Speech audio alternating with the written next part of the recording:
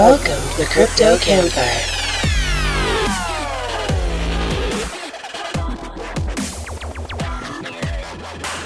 They'll have what she's having, Mitch and the Professor, featuring special guest Randi Barry.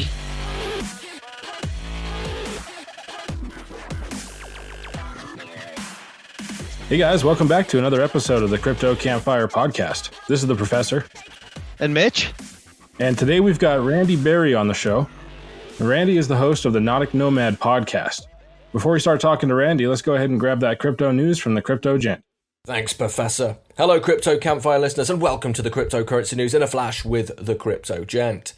In a change of pace today, I've decided to focus on one news story. Japanese exchange Bitpoint has published the breakdown of crypto assets stolen in the 3 billion yen hack, that's $28 billion, of its platform earlier this month. In my opinion, a really great touch of class by the exchange. They have decided to repay customers using crypto.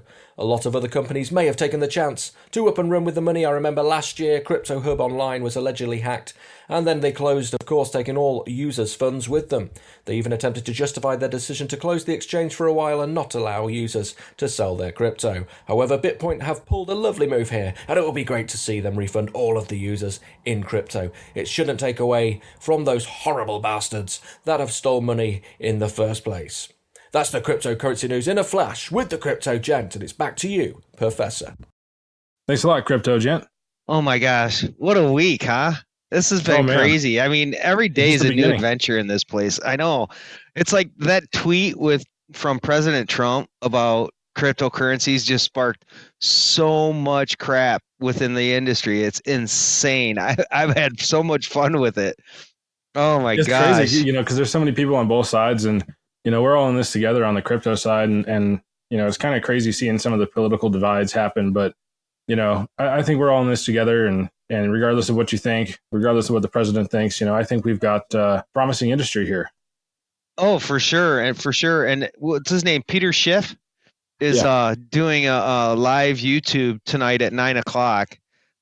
So I want to try and catch that and actually comment. Like, I sent him a comment and I'm like, so let me ask you one question.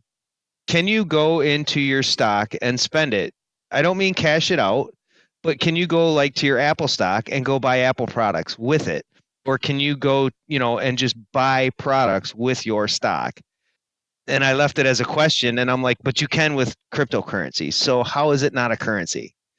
Yeah, it's people that they just don't fully understand the concept of it yet. I mean, it's kind of a complicated thing, for a lot of people to understand, like, what is crypto? Like, it's a money that stems from electricity, more or less, so people, it's kind of a weird thing. Regardless it's written in code, where your background is. So, right, so I mean, it's all computer code and logic that creates the stability of this thing. But and the security of it. Computer code is something that even still today, the majority of people really aren't familiar with. So, it's one of those things that it's just a hard concept to grasp. Especially us older folks, I mean, it's, I'm serious. Anybody that was probably born in the 60s, early 60s or even late 50s would not be able to wrap their brain or their head. Most people wouldn't be able to wrap their head around this, and it took me a minute and I'm still wrapping my head around it. So yeah, it's not an easy thing to grasp, but once you actually realize that it's just a form of money, it's just a form of currency, but it's secure and it's freedom. And once you can wrap your head around that, I think you got it made. And then all of a sudden you discover the world of altcoins and realize that there's so much more than just a currency to the cryptocurrency and blockchain. So yeah, but we won't go into that right now.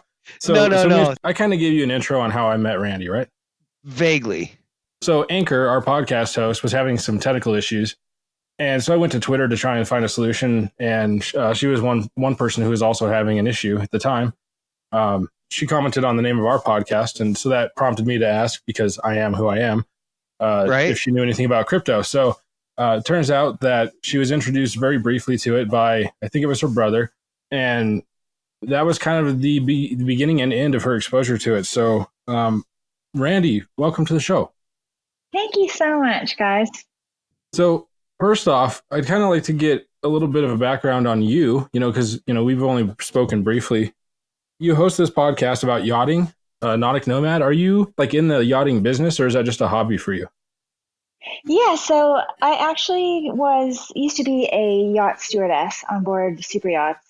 That's how I met my husband. He's a yacht captain, and I still freelance once in a while. I cook for crew because I live in Fort Lauderdale. A lot of the yachts come back to town, and the chefs, the captains, all the heads of departments, they usually want to go home and to their families when they get here. So I do some freelance cooking once in a while for yacht crew when they come to town. So yeah, I've been in the industry for probably about 10 years now.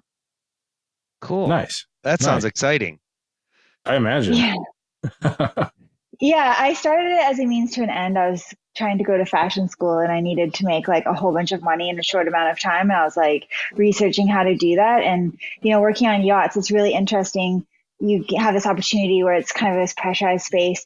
You're living there, you're working there, you're living with all these people, but they pay for everything. So you don't have to pay for, your soap, your shampoo, your meals, nothing. So, it's a lot of hard work, but I was like, I just need to do this to make a little bit of cash to go back to school. And then it Sure. ends up sucking you in, it's one of those things that it's hard to leave. So I've been trying to slowly leave for like the last 5 years in the industry. Yeah. I hear you there. It's all about doing what you got to do, right? Yeah, definitely. Yeah. But it's really interesting with crypto because there are some crew that I know that have gotten into it. And before like its all-time high, they were selling off some things, but trading. And one of the guys that I know through a friend, he like ended up quitting his job. He was just like, I just want to do this all the time. He's like, I don't need this job anymore, and just left. And because you end up with these guys who have like so much expendable money, they don't know what to do with it. A lot of people spend it on, stupid things like going out or drinking or just buying crazy amounts of clothes or motorbikes or whatever. But, there's a lot of people who actually ended up buying cryptocurrency early on and are not doing so bad with it. That's really cool that, you're saying the crew and stuff like that. But what about people like guests on the ship or on the yacht? I mean, have you ran into any that were into cryptocurrency or no? Not personally, but I haven't had so much guest interaction in the last few years because I've been mostly dealing with crew. However, there is the Denison Yachts in town here in Fort Lauderdale. They're like a really young, progressive yacht brokerage company, and they do accept cryptocurrency. They accept Bitcoin for yachts. And then also for the yachts that they sell themselves, that they don't broker, because they do brokerage, but then they also like have vessels in their fleet that, that they can sell like brand new vessels, and they will accept altcoins for those things as well. And they're actually also cool. mining themselves. They've got computers set up. If you can see it on YouTube, they've got a video up, but they've actually got things set up mining themselves there. Oh, that's What's neat. the YouTube channel name? They did it here. If you just look, can you buy Bitcoin? Can you buy a yacht with Bitcoin? You'll see it. Okay. It was a chat with someone else. I think it was called like Coin Chat, his YouTube channel. Okay. Awesome. Yeah. I'll look that up. I'll put a link to that in the description. So that's kind of cool. Yeah. So do you know any more about how they, I don't know how close your relationship was with anybody involved with that. Do you know how they kind of came into the crypto space and learned about mining and all that, or? I think so. They were kind of keeping an eye on it for like the last couple of years because like just having conversations about it, like, are we going to start accepting this? Like, what are we going to do? They use something that converts Bitcoin, like for the people they're brokering the sale for, they will use something that converts it straight away to the US dollar amount or to euros, whoever's selling the vessel. But like just because there's still people out there who are like, hey, look, we aren't going to hold on to it. But they started looking into it seriously themselves like 4 years ago and just being like, how can we make it easier? How can we make it safer for people? How can we make it, you don't need to go into a bank. You can do these transactions in the middle of the night if you want. People, yacht owners and yachts are always all over the world. So it's kind of helping solve that problem of transferring money around without having to do wires and going in person, all that kind of stuff. So they were just thinking about it from how can we make this easier for our clients' point of view, and then ended up researching it. And then that's how they ended up getting into mining, just because I wanted to find out more about it. And so they got like a machine or something, and then they bought 7 more. So they're really going for it. That's awesome. Yeah. That's cool. That's really cool. Yeah. So do you own any cryptocurrencies, Randy? Yeah, so my brother was telling me about crypto. He got into it a long time ago. I remember hearing about it like ages and ages ago. But he, actually like I have like what's it called? A Coinbase wallet. So I've got some Bitcoin, and then he told me that I need to get a Toast wallet so I could convert. I think it was to buy Ethereum or Litecoin. I can't remember which it was. But then Litecoin ended up on Coinbase, so then I didn't have to use my Toast wallet. So then I got some Litecoin, Ethereum, and then I've got some Bitcoin too. That's cool. Nice. Was it a Toast wallet or is it a Loaf wallet? Oh, it was a Toast wallet. He said I needed to like transfer money over to a Toast wallet and then cool. use that to buy Litecoin, but I didn't end up doing it. So I'm glad it's on Coinbase now because it's a lot easier. Right. So you still hold it, yes? Yeah. Good. I'm just, look, with my investments, I try to be, so in my podcast, some of it is interviewing people who are in the, wealth management space, especially as yacht crew, they end up making some poor decisions with their lives, and then they end up, getting sucked back into the industry, and they don't want to be there, and it's not good for their careers and their mental health and everything else. So I'm trying to help crew learn about investing your money, but diversifying, real estate, stocks, and then also, ulterior methods of investing. So it's really interesting to me. I like looking at different things that you can invest in and having a diversified portfolio. And for me, Bitcoin and, altcoin was just like, hey, this is a different thing to look into, to have. That's, for me, that was like my point of view. Like, I'm going to put some here, some there. Right. It's almost like a no-brainer to at least have a small investment. Like I understand if you don't want to rush out and invest a large amount in something right now. There's so much potential going forward. I think there's going to be at least some success in the industry. Definitely. I mean, and I can see, like, as soon as Facebook announced Libra, they are really going to have the ability to widen the scope of people being able to use cryptocurrency, like on a huge, massive scale. I really think that they're going to be able to bring cryptocurrency to the forefront. And just seeing the slap on the wrist they got from the FTC, like, FTC doesn't want to be regulating people. Like, the government, Facebook's like, look, regulate us, because they know how terrible people are. The government really is at regulating these things. And, I just think that regulation is just going to help bring it to the forefront. Like, look what it's done for marijuana. I'm from Canada. It's we've known since we were children that it's a multi-billion-dollar industry. And as soon as people started seeing, oh, there's billions of dollars being transactioned here with no tracking where the taxes are going and no one's paying taxes on this, that kind of helps bring it to the forefront and makes it more mainstream, because the government wants to get their hands on that money. But that's my rant. Well, you're absolutely right, though. And regulation is one of those things that, as much as we don't like, having anybody have control over things, sometimes it's kind of that human nature thing, right? But at the same time, regulation brings order and safety for those who are not willing to take big risks. And so, there will always be risky sections for big winnings in the back end of crypto if you want to be investing in this for the big money. But having regulation allows for use cases to be adopted even more successfully. And that's what we really need is a technology that needs to be used. It's not about an investment. It started that way, and it's going to continue. But I think, as far as I'm concerned, the biggest thing to this is the effects that it has on technology going forward.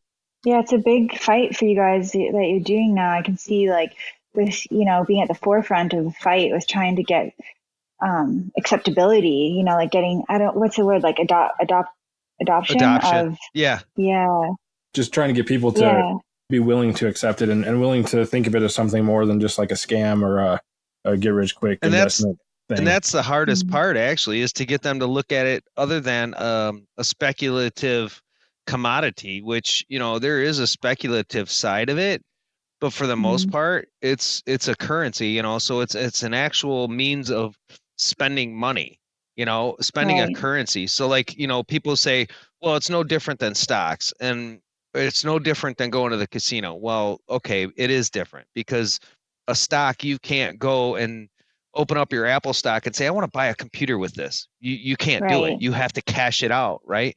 So that's the difference between, say, cryptocurrency and your traditional investment strategies, is because you can't go spend an investment strategy in a typical sense other than cryptocurrency, right? So Right. that's, I think, the big separator, the big thing that separates the stock market from the cryptocurrency market. Yes, is there volatility? Absolutely. Why? Because there's a lot of uncertainty and there's a lot of growth that needs to happen for that uncertainty to go away. So therefore that causes a lot of volatility, right? These big highs and lows and this drastic movement of fluctuations of the market. And a lot of that I believe is manipulation, but I think a big portion of it is just people using it as such of a, investment and taking advantage of that volatility. So, I think it's got a ways to go, but I think being at the forefront of it is huge for all of us, for sure. Yeah, it's amazing the work you guys are doing.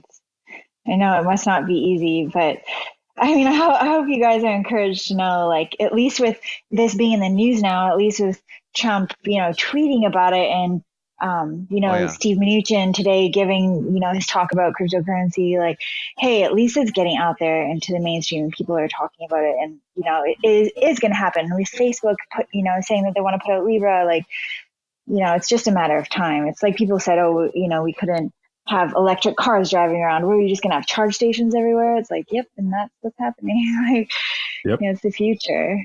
Definitely. Well, I mean, the more that you get these people out there, every time I see somebody like Warren Buffett or Donald Trump or et cetera, who has, major stock in either the stock market or major influence in lots of those traditional industries, there's a lot of reason for them to be scared. And every time I see somebody being against crypto like that in such a negative way, it's like, oh, yeah, well, it's clear that at least this is making an impact because they're starting to get worried. Right. Sure. And the thing that people don't think about a lot is the technology behind crypto is what's more important. Blockchain is a tech. It doesn't have to be an investment. So, I mean, it's not unfeasible for the government to adopt blockchain technology and apply it to the dollar. So what we end up with is just the dollar, but on an actual stable backing.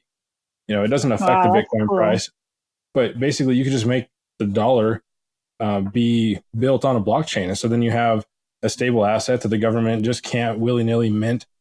And, they'll have strict rules on how things get minted based on the actual contracts written into the software. So there's a lot of potential there going forward. And I think that's what we'll see in the end, long term. That'd be amazing. It's just a lot of change, I think. And I think these old guys that have been in Congress for 150 years, the ones that are decrepit and look like they're about ready to just like wither away to nothing. I know, right? They need to get with the times. Times are changing and they're stuck on, 30 years ago. Well, guess what, guys? This isn't 30 years ago. This isn't 75 years ago when the gold standard actually left. Everything's changed. So get with the change and quit trying to hold on to the past, because this is the forefront. This is the move of the future. That's true. They're definitely, definitely way past their times. I don't feel like Congress even looks like a lot like, America feels these days. But I really like that idea of the crypto, using that to the back of currencies, because you look at what happened in Mozambique with their currency and how the government just started printing more money and inflation went through the roof and people were using wheelbarrows to go and buy a loaf of bread. And you just think about how easily those things can happen. People just want to, affect inflation, and they can. And Trump can just make a tweet and affect so many things. It's crazy. It's insane. It is crazy. And that's the thing, with I don't know how familiar you are with the tech behind Bitcoin. Have you looked into that very much, or did you just kind of get into it on an investment side? And not really. I tried when it first came out, and I was talking to some people online, and I was like, oh, that'd be so cool to mine it. And they're like, it's so hard. It's way too difficult. You can never do it. And I was like, okay, I give up. Well, I will say just a quick comment on that. It's not near as hard as it used to be. There's a lot of good software out there that makes it easy. Okay. So if you want to get into mining it, I'm not a professional miner by any stretch of the imagination. I don't have, I don't know every little in and out of it, but, it's pretty simple to get you set up on a real basic mining operation. You're not going to make a lot of money, but it's kind of fun. until would you start suggest the investing big in Sky the rig, Miner. Sky I would Miner. suggest the Okay. Sky Miner actually, and mining Sky Coin. That's that would cool. be my suggestion, and as something to start with. I think Bitcoin is just so expensive to mine, and I think even Litecoin now is going to be expensive to mine now that the halving's coming. So there's a lot of things to consider, and especially electricity costs and how much electricity Okay. you're going to consume in doing mining. But I think a lot of this with the rigs coming out today are a lot more efficient. Yes, Professor? Yeah, they're a lot more energy efficient. You can also, if you just want to get started with a little bit of mining, you can mine with your own computer, your processor. It's not something that you want to do usually on a laptop or something. You might overheat it a little bit, but you could use your phone for that matter. you can. I've heard of people using their likewise, phone you also for shouldn't it. do that either. So, Right. I'm just saying that yeah, you exactly. could. Yeah, you could. It's possible. So, but yeah, you could do it without any special equipment if you want, as long as you've just got like a desktop computer. And especially if you've got a decent graphics card, you can use that. Okay. But what I was getting at earlier on the tech of Bitcoin, how it's relevant to backing the dollar. So you can these cryptocurrencies, you can have a fixed supply, and so you can either start out with like a lower circulating supply, and then you can have like a schedule of this many are minted at this time or at this block, which that's basically how many transactions have been completed. And then so every so many transactions, they mint more or something like that. So you can totally schedule these out exactly how you want, or you could have it just say you have a straight up fixed supply and nothing ever changes or anything like that. So, you have computer code controlling how many dollars would be out there and exactly when they would be minted and all of that. So it's kind of cool. And then as far as destroying the currency, you can build in things to make currencies deflational. There's so many different things you could do that the dollar could be totally redesigned into a way that really, truly benefited society. Right. If you think about it too, like who even uses cash anymore? I at least feel bad for the people asking me for money on the street. I'm like, I don't carry cash. Like, Right. if I can get away with it, I just have my phone. I don't know. It Apple sounds Pay like everything. all the crooks are using crypto now for all their dirty little transactions. According to the president, the dollar's That's what not he used for said. any crooked transactions anymore. Yeah, no, the dollar's It's all totally clean crypto. now. Yeah. Right? Yeah, total Yeah, sarcasm there. you're telling me they don't cash their Bitcoin out in the dollar, right? Right. Yeah, exactly. Yeah, exactly. Whatever. Oh man, that's sad. So they're trying to kind of vilify cryptocurrency and say, "Oh, look, all this stuff's happening, like it's the black market or something." Yeah, right. They that's politics, though, right? They do that. No matter what you're fighting for, there's always somebody that tries to vilify the situation. Just like back in the internet days when the internet was starting, it was only used for criminals. It's the same shit over and over again. So. It's a smoke screen is all it is. It's a smoke screen because they're afraid of the fact that they can't put their hands on the control of it, and they can't because it's decentralized. It's not like Facebook where they can say, no, you're not going to do this. And Facebook says, oh, well, okay. It's not like that. Right. They can't stop cryptocurrencies. Now they can do stuff to the people that they could try to do stuff to the people that use it. But at that point, it's like, why would you go through all those extremes to try and stop something that's beneficial for everybody in the long run, other than pure greed? So, if it's all about that, then we need new leadership, period. Well, it also goes to show you that they just, like I say, they just don't get it. They don't know what it is. They don't understand how it's used or how it's valuable. So, like, instead of trying to outlaw it, they should be trying to use the technology that backs it. Build your own, whatever. Don't help us if you don't want to. It doesn't matter. But take the technology and use this. This is a whole new thing. This is a new paradigm. Why aren't you embracing it? So, and they are. Don't get me wrong. There's teams in the government looking into this stuff already. I guarantee it. I'm sure they're out there working on it.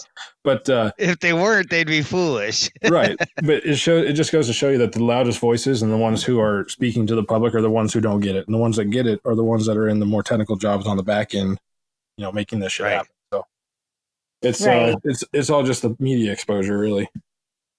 Right. I'm hopeful. Like, I try to be hopeful. Like, my dog's such an inspiration. Like, I never feed this guy, food from my table, but he's always staring at me. Like, I might just like give him something someday.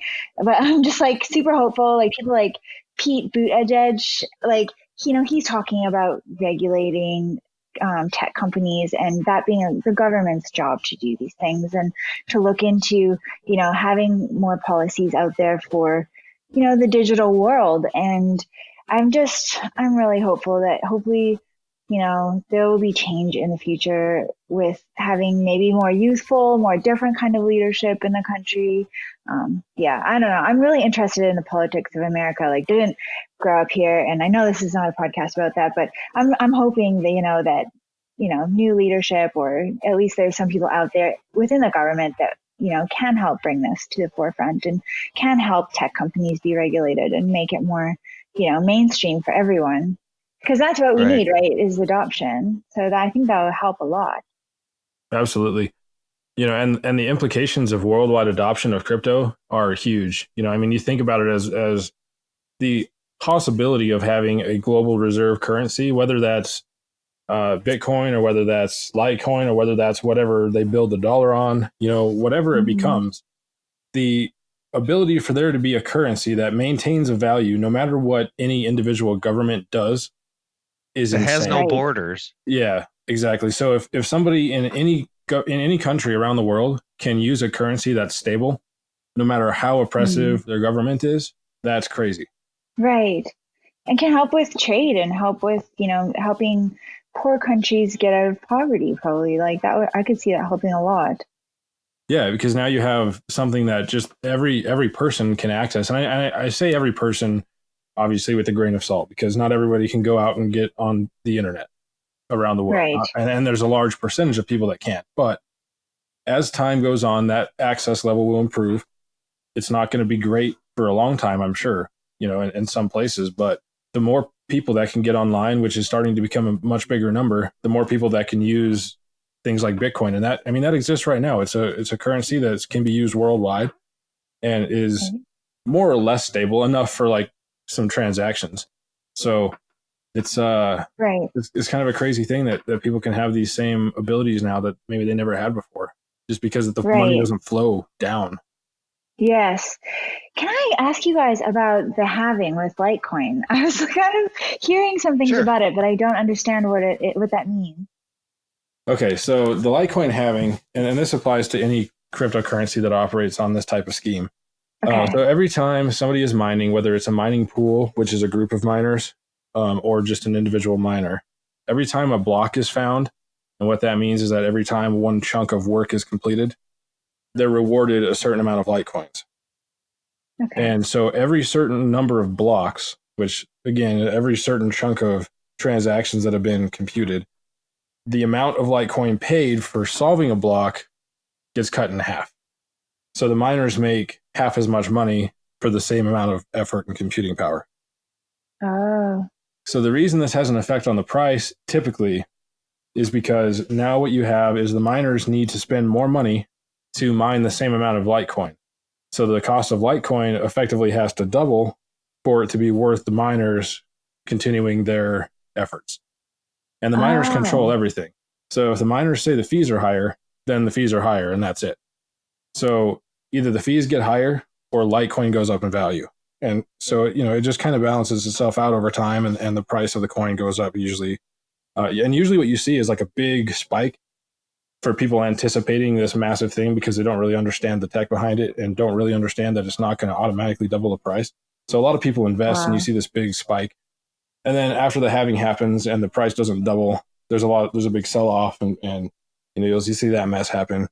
And then eventually the system just kind of starts to stable itself out. So it's kind of a crazy thing. And then of course, as the market cap gets bigger, there'll be much less effect. It'll be much less bouncy. But it's still such a small market cap. No, it doesn't take much to make it move. Right. So the miners are like a guild. They're like they're like, okay, this is happening, band together. And in a way, yeah. I mean, it's like a whole network of, and most of them aren't even like in communication with each other. So there's things called mining pools where groups of miners get together and share resources. So in those cases, they're like little communities, but there's pools, there's mining farms, there's people just in their basement with one computer, and they're scattered all over the world. And it's that decentralized concept that is so new to most people. It's just like forms like a consensus worldwide. I was almost I was almost wondering if the big, fallout already happened. I mean, Litecoin hit what, $87, $86, and I was like, ooh, look at that, buy some more, Exactly. But But to be fair, at the same time, like it's only following Bitcoin right now. yeah, true, So true that, yeah. So I Right. mean, if there was a time that you wanted to maybe put some more into a market for most people, I think this would be a good opportunity to really start looking into things and considering them.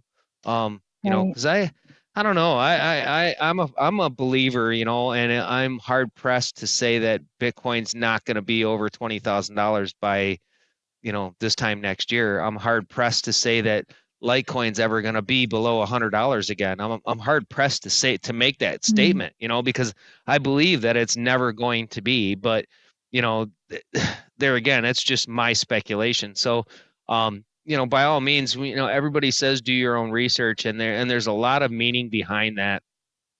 For that Mm. to be said, obviously, people that are into certain projects are in them for a reason. Most of them have done their research, so you can kind of take points of interest from different people in different projects. But at the end of the day, you need to kind of use your own rationale and your own decision to figure out what's best for you, right? And what you Mm. believe the market's going to go on to. And I think one big way of doing that is to try and learn, trading techniques, try and learn charting so you can understand what the charts mean, understand what the volumes mean and stuff like that. And that'll actually aid you and help you with doing that, with trading. But one of the other rules of thumb is always buy the dip. So every time you see a pullback like this, you gotta buy it. I mean, you gotta throw something at it, even if it's $50. You gotta throw something at it, and because it's gonna keep going up. This adoption, it's here to stay. So Right. it's just a matter of time. We're just really early, and it's so cool talking to somebody that doesn't have a whole lot of, I mean, a ton of information about cryptocurrencies, and it's fun and it's refreshing, and it's so interesting to be able to talk to people that don't really understand it, and it actually helps. Yeah. Yeah. It's really interesting for me. I was a bit nervous because I don't really know anything about this, but you guys are really like teaching me a lot. And if I can ask, like, just piggybacking off of what you said, like doing your research, is that why certain miners will maybe rather mine Litecoin rather than Bitcoin? Is it because they have like it's in their ethos, it's something that they've researched and that they feel strongly about, like the ethos of that particular Bitcoin? Or is it like a diversifying thing? it really depends on which way you're looking at it from. Because on one side, there's do your own research about what you're investing into. Like if you're going to buy Bitcoin and hold it, Bitcoin's maybe not as researchable per se. I mean, as far as like trying to determine if it's a shady coin or something like that. But there's so Right. many like altcoins and tokens that are out there that are either just money grabs or just trying to scam you in some way, that you really have to Right. be careful what you actually buy into when you start to look at altcoins. So you have to do a lot of research on the project or the company that's running the token that you're buying to make sure it's, in your opinion, a reputable company. And you can't always get it right. So, sometimes you're going to have bad experiences if you're trying to invest in these newer tokens, but it's all about taking your time and staying in the major coins for a while you get comfortable with the space and figure out how to determine if somebody's just trying to shaft you. So And it's also I think it helps a all part lot of to follow maturing. people. Oh, it is for sure. And I think it helps a lot to follow people like on Twitter, and even Telegram groups. If you find the right people to follow and you find the right people that you can trust, you can learn a ton from everybody that's already in the space. It's just Oh yeah. finding that group, finding those people that are true to what they say and that aren't in it to make a dollar off of other people. We're in it to make money off of the crypto itself, right? Not the scams, and not. Now I have nothing to gain by going out and doing a video of somebody saying, "Hey, you ever heard of cryptocurrency?" I mean, what am I gaining from that? Nothing, right? Other than the adoption of something that I believe in. So Right. surrounding yourself with those types of people, I think, is huge. And you actually made a good start following the professor and myself, I think, and the crypto camp fire. Yay. Perfect. I'm love biased, it. so so that's my opinion. Exactly. Yeah. And one thing I want to add on the research point, you're asking about the miners. There is a research standpoint of that too, is basically figuring out what your reward is going to be for X amount of processing power. And there's actually websites out there where you can basically you put in your hardware that you have, what your electricity costs in your area, and it'll give you a list of all the coins that you can mine and how much you'll make per day and how much your energy cost will be per day and what your net profit will be. A lot of times that's negative depending on where you're going for your electricity. But so yeah, there's a lot that goes into that. There's a lot of research that these people do as far as trying to figure out which particular algorithm runs better with their graphics card, because all these different coins have different algorithms to calculate the hashes, and some algorithms work better on certain types of hardware. So it's like there's a big whole section devoted to that too. So it's kind of a really deep world, and it like never stops getting deeper. That's amazing. Yeah, it's crazy. You can start like at the top with like Electronium with their mobile miner, which basically just pretends to mine on your phone and sends you some Electronium for having their app engaged. And you can go even further and then start mining on your computer. And then you can go further and start setting up mining rigs and then building them and then optimizing. And I mean, this goes into like its own crazy thing in its own. It's like its own rabbit hole. Amazing. Like Alice in Wonderland. Yeah, it really is. Yeah, exactly. If you fall into the mining rabbit hole, you're going to get stuck. I tell you that much. And that's why I do everything I can to pull the professor out of it, because he can go into that mining and techno rabbit hole like, oh my God, I've never seen. It's awesome. It's kind of like me, ranting about politics. I could go on forever as far as how things are going. Yeah. So. Sounds like we need like solar and wind and like hydroelectricity, and then maybe that can really help bring the cost of crypto down or something. Well, there's a lot of miners that are starting to use the reusable power industry like that, the solar and the wind. Yeah, there's actually solar mining farms down in Nevada, I think it is. Yeah, that's amazing. Yeah, they've got these big fields of. You've probably seen some of those places that have the big fields of solar panels that all point at like that one central panel up at the top of a tower. They've got some places like that where it just takes the concentration of sun from like 2 or 3 acres of land and absorbs it into one place and mines crypto with it. So there's crazy. I think it's Nevada, but yeah, there's some crazy stuff out there. I can only imagine that there's got to be a lot of places where people are running mining rigs, even if it's just a little individual mining rig running off of somebody's crick in the backyard. Like somebody's done this, I guarantee it. Right. Oh yeah. We got to find them. I want to see that. That's crazy. I wonder, it would be interesting too. So like yachts are like little doomsday shelters. I swear the reason why lots of billionaires have them, so interesting. The yachting industry is very much like the 1% of the 1%. So you're like around these people who are just extremely wealthy, and you see these vessels. Like if you've seen Sail Yacht A, the thing is built like a bunker. Like you could not scale that thing from the outside if you just came up to it without someone opening from the inside. But so like, they all run on generators, and, there's boats out there that do have solar power panels and lithium batteries and all this kind of stuff. But it'd be interesting to see people mining on yachts, because it's all like, it's like this little unit, that you've got your food on board, and you have your water, and you have your water maker, and you have like the generator creating power. And it's like this little world that you have on there. So interesting. That's awesome. That's so cool. All right, so we're gonna take a little trip away from crypto for a minute, and I'm gonna ask you this question: what's the craziest experience you've ever had on a yacht? Oh man, there's been so many. It's a crazy industry. I would say my craziest, scariest one would be the very first time I went sailing I was on like a 45-meter catch, and we were leaving Liverpool out through the Mersey into the Irish Sea to go over to the Isle of Man. And the Irish Sea is like notoriously horrendous. We were in a force 8 storm, which is like ridiculous. I think we had 12-foot seas or something. We were going like up one side and then down the other side of these waves. And this was my first sail ever. And I was just like, I'm going to die. And I was like the only one that didn't puke besides the captain. So when we got to the Isle of Man, he was like, okay, you're my watch leader. And I was like, that was awful. Like, I don't want to do that again. But yeah.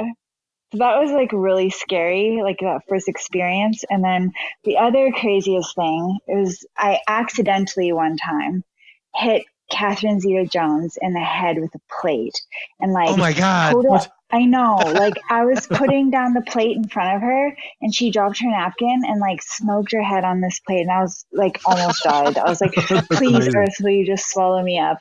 And my boss was like not the kind of person, like she would fire you on the spot. And it's just amazing that I kept my job. And Catherine Zeta-Jones is like very elegant. She's like, oh, I'm sorry. And I was like, no, I'm sorry. And she's like, no, I'm sorry. And I was like, oh my God, we're going to die. Like, so that was like probably the lowest part of my career. But it was an accident. I mean, stuff like that happens. You couldn't control her movements. No, Shannon, she's very sweet about it. But that's yeah, cool. it's a crazy industry. Like one time I got on a boat in Florida and I got off 3 months later in Tahiti and we had done like 13 countries and like had hardly slept. You know, it's just like boom, boom, boom, boom. Here you go, there. And yeah, it's a nuts industry. But I don't know if you guys have ever seen Below Deck. I mean, there's some, you know, realness to that. There's some like a lot of it. You're just like, what? But I guess yeah, it is crazy industry. That's crazy. I mean, I can't even imagine the experiences that you've had going back and forth all the time. You know, yachts all over the place with all sorts of different people. That's got to be amazing. It's busy. Yeah, it's good. You know, it's a really worldly experience because you're putting, like I like to call it a rock tumbler. You know, you're put into this community with people from different backgrounds, different accents, different cultural norms. You know, like what's normal for one person is not normal for the other. And, you know, like for some people, it's okay to just, you know, like make fun of people all the time. And, you know, if you're like a quiet, shy Canadian, like I was, it was like, why are you making fun of me? And they're like, no, this is how we show you that we love you. And so you kind of get, like I say, your hard edges worn off. So you kind of get smoother over time and you just, you know, learn to live in community and to be more accepting and to be more lenient with people and have lots of patience and stuff like that. So yeah, it is a great industry. I really do love it. So I've got to know more about the story of your first yacht. I saw a picture on your Instagram saying that your friend flew you from Canada to go get your first yacht. Can you want to tell us more about that? Yeah, so I think I was in the helicopter. I used to work at Dent Island Resort in Canada, which is owned by the Nordstrom family. It's like their little fishing lodge. Had no idea who the Nordstroms were because I was like a girl from like a small town in Canada and we don't have Nordstroms in Canada. I was like, hi, Sally Nordstrom. She'd be like walking her dogs and she's like, oh, hi, Randy. And then I got to America and I was like, oh, Nordstroms. That's how they own their yacht club. I see.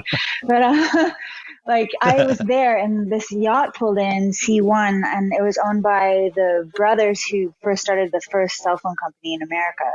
And the crew was telling me about yachting and everything. And I was like, this is nuts.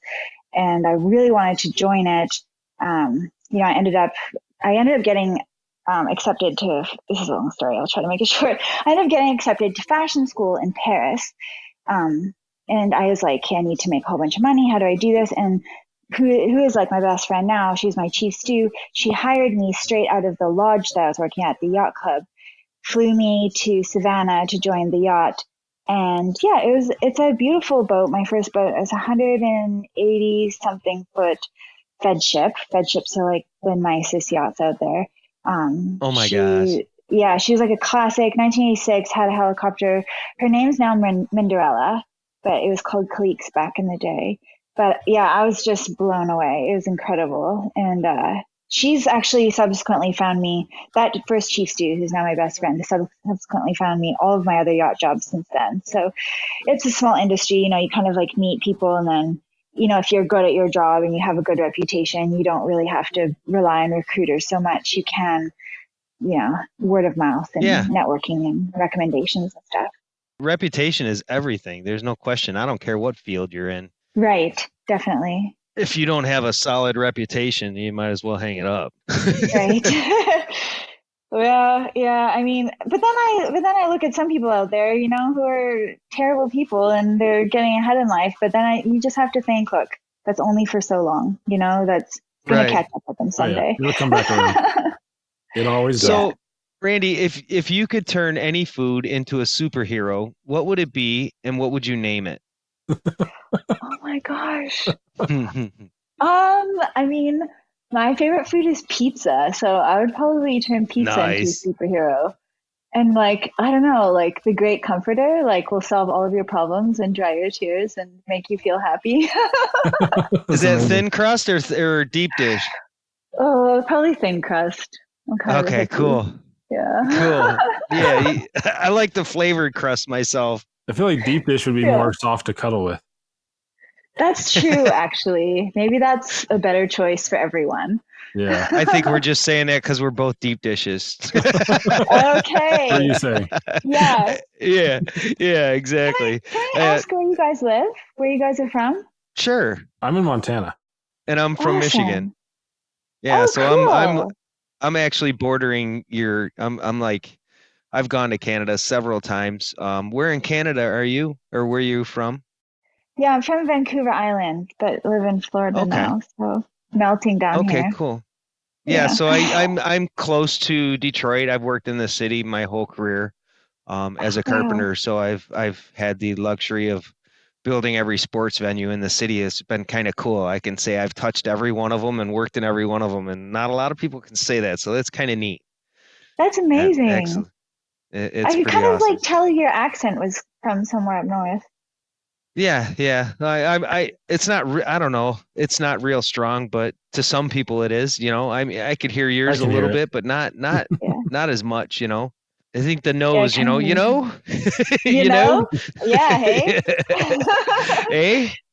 Yeah. So on that note, Randy, this was amazing. I really enjoyed having you on This the was a show. I fun know the podcast. professor did. This is great. You know, it's like I said earlier on, it's refreshing to have people that aren't quite so opinionated or don't have quite a mindset about crypto and hear what their thought process is and what their mindset is. It could, because we all focus on it from our point of view, and sometimes that's it's not. I don't want to say we're narrow, because we're not. I think we're very wide ranged in our points of view, but it's just a different point of view, because we have a little bit more education on our side when it comes to it than people that don't. So it's definitely refreshing to hear other points of view, for sure.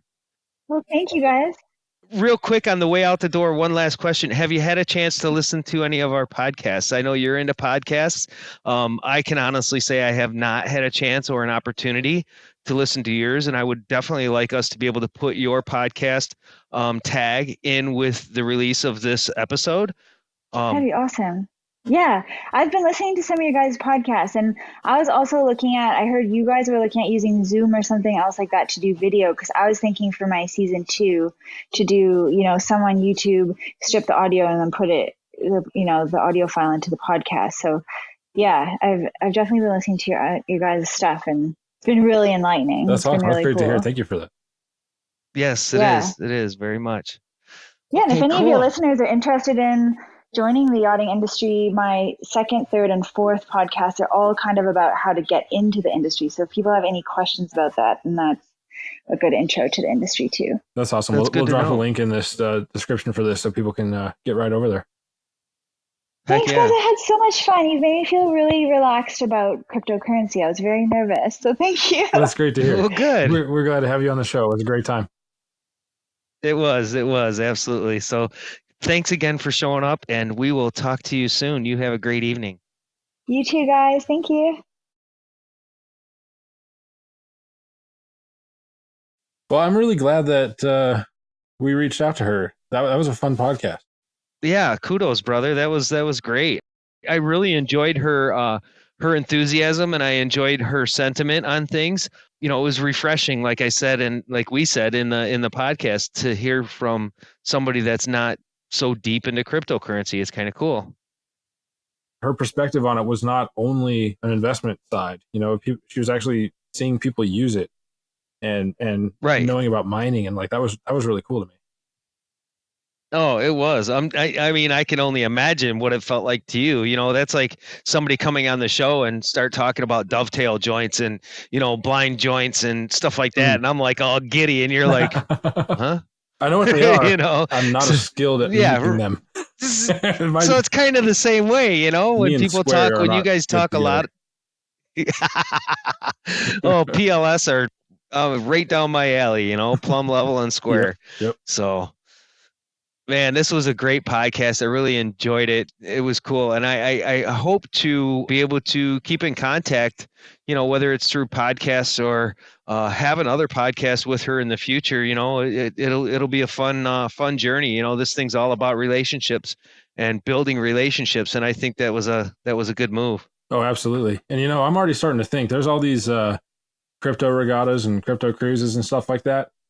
You know, I'm thinking maybe we need to organize a crypto campfire yacht cruise thing of some sort. Oh my God. You know, and Randy would probably be the one to be able to help us set that up. Could you imagine doing a crypto campfire meetup with the Litecoin family, with the Verge family, all these people, the XRP community, all these people getting together on a yacht for so like crazy. 2 or 3 days, just talking nothing but crypto and sharing the love we have for it. Could you imagine that? That'd be so amazing. Randy, I know you're probably going to listen to this episode, so if you think you have some ideas on how we can make this happen somehow, let us know. Yes, please, by all means. That would be sick. So we got some big plans, brother. And, you know, I seen, did you get a chance to, we don't usually check, but have you by chance glanced at the tip jar lately? No, I haven't. Well, we got another tip the other day, and it was a pretty nice one. So nice. I was, thank you, I wanted to throw a shout out to that person for throwing that tip in there. That was pretty awesome. And I'm so excited to see now that, and it was actually in Litecoin. So I'm excited to see this Litecoin actually increase in value, you know, because we know it's gonna, and it's gonna really help us when it comes to doing the things we want to do. So I'm fired up about that. Oh yeah. Totally. We're going to huddle as long as we can to stretch that out so that we can make the most of it and really work it into the content that we bring you. We want to make this thing amazing, if it's not already. Yes. Wouldn't it be amazing, both of us together out on the streets talking to people? You know, the only way that something like what we're doing now can get better is to add and change certain things, add things to what we're doing. You can only improve on something, right? You know, so much. And then you have to do something outside of that box to bring that energy back into it. So yes, I think we do a pretty good job of keeping the energy together. We do think outside the box, and, you know, by switching up and having different podcasts, I think really helps us a lot. So, you know, it's been an enjoyment for sure. I've had an amazing time doing this. I can't even imagine what's going to be the future for us. You know, like as soon as we start traveling and bringing the campfire all over the place, it's going to be absolutely amazing. We're going to be meeting people all over the world. Man, just wait. This year, it all starts in what, a month? I get goosebumps every time we talk about it. Yeah, right. It's not even. August 17th. So how many days is that? A month and 2 days. 30 days. Yeah. Okay, a month and 2 days away. So that's gonna go by so quick. It's almost here. Okay, the goosebumps got to stop. It is. I feel like a little kid again. That's good. All right, man. So you guys, it is good. It's great to feel this way. Trust me. And, you know, we hit these little bumps in the road, you know, on personal levels in our personal lives sometimes. And to have such an amazing community to interact with is so uplifting. You know, I've been on Twitter off and on most of the day today.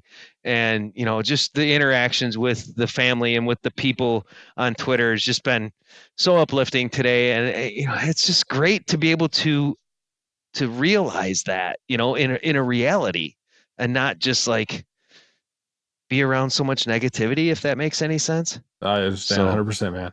It's amazing. It's deep shit. Okay. Deep. It is. It's crazy. So, guys, have a great evening. Thanks for listening to the show. Thanks for your feedback. Thanks for following us. And we will talk to you on the next one. Take it easy. Peace.